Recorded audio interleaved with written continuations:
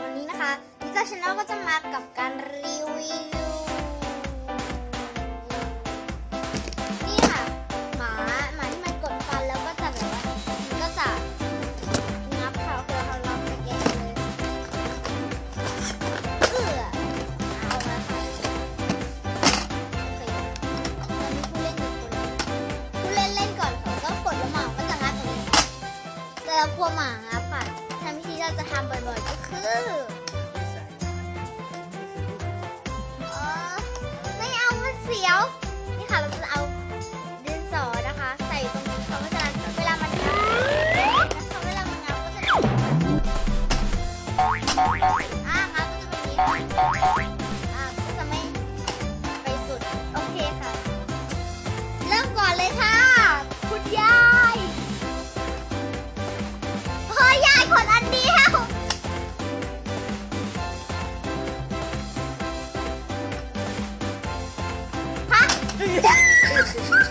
โอ้ยังไม่ได้เล่นเลยยายใหม่หนูเล่นด้วยนะถ้ายายกดตรงนี้แล้วมันงับอ่ะมันจะติดเราต้องกดตรงนี้ก็ก่อนแล้วนะคะ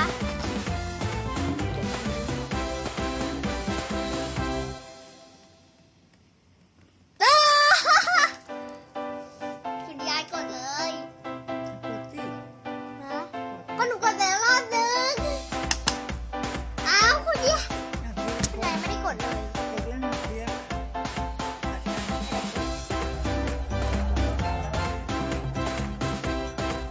อ้ายโอ้โห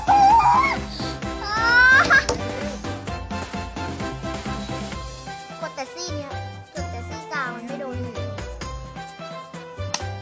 โอ้ย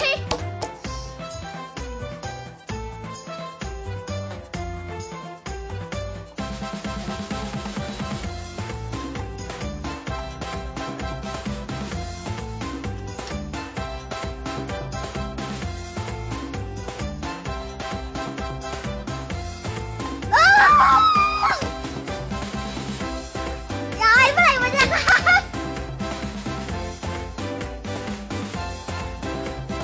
โอ้ย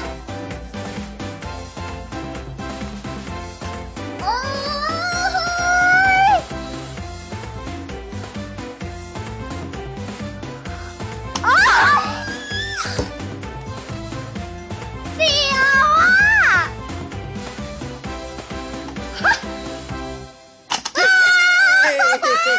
อ้าว